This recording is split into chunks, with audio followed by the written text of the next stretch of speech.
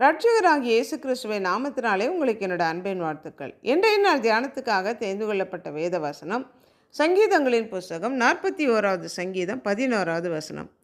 என் சத்துரு என்மேல் ஜெயம் கொள்ளாததினால் நீர் என்மேல் பிரியமாக இருக்கிறீர் என்று அறிவேன் என்று தாவீது சொல்லுகிறான்.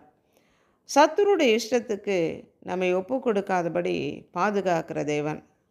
தம்மை நம்பி தம்மையே சார்ந்து இருக்கிற மக்களுக்கு கர்த்தரே கோட்டையும் அரணும் பாதுகாப்பாக இருக்கிறதுனால அவர்களை பாதுகாத்து ரட்சிக்கிற தேவன்.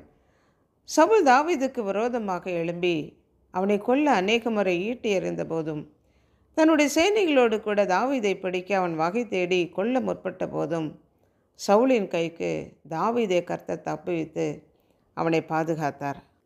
துன்மார்க்கன் நீதிமான் மேல் கண் வைத்து அவனை கொல்ல வகை தேடினாலும் கர்த்தர் அவனை இவன் கையில் விடாதபடி கர்த்தர் பாதுகாக்கிற தேவன்.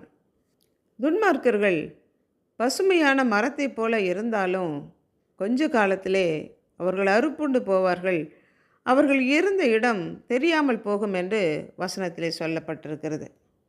தாவீதுக்கு விரோதமாக எழும்பின சவுல் அவன் கொஞ்ச நாட்களிலே அவன் இல்லாமல் போனால் தாவீது வர வர பலத்து சமஸ்த இஸ்ரவேலுக்கும் அவனே ராஜாவானான். அதே போல தானியேலுக்கு விரோதமாக தேசாதிபதிகளும் பிரதானிகளும் தானியேல் மேலே பொறாமை கொண்டு அவனை குற்றம் கண்டுபிடித்து தண்டிக்கத்தக்க விதத்தில் ராஜாவிடம் பேசி 30 நாள் அளவும் ராஜாவை தவிர வேறு எவரையும் வணங்கக்கூடாது என்று சட்டம் இயற்றி அதிலே முத்திரை வைத்து மீறுபவர்கள் சிங்க கபியிலே போடப்படுவார்கள் என்று சொன்னபோதும் கூட அந்த பத்திரத்துக்கு கையெழுத்து வைக்கப்பட்டது என்று தானியேல் அறிந்தும் கூட தான் தினமும் முன் செய்து வந்தபடியே 3 வேளையும் இஸ்ரவேலின் தேவனாகிய கர்த்தரை நோக்கி கரங்களை விரித்து அவன் ஜெபித்தான்.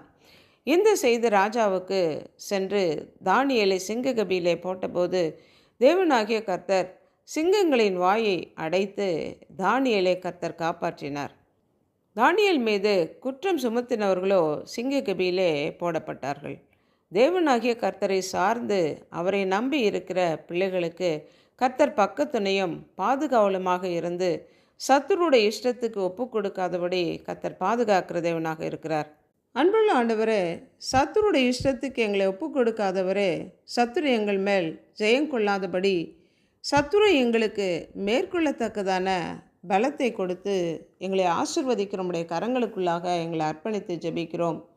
எங்களுடைய வியாதி படுக்கையை மாற்றி போட்டு எங்களுக்கு சுகத்தையும் பலத்தையும் அருளி செய்கிறவரே, துன்மார்க்கர்களுக்கு வருகிற பலனை நாங்கள் காணும்படி செய்கிறவரே, எங்களுக்காக வழக்காடி எங்கள் சார்பிலே நின்று எங்களுக்காக காரியங்களை வாய்க்க பண்ணுகிற உடைய கரங்களுக்குள்ளாக எங்களை அர்ப்பணித்து ஜெபிக்கிறோம். இயேசு கிறிஸ்துவின் நாமத்தினால் ஜெபிக்கிறோம் பிதாவே, ஆமென்.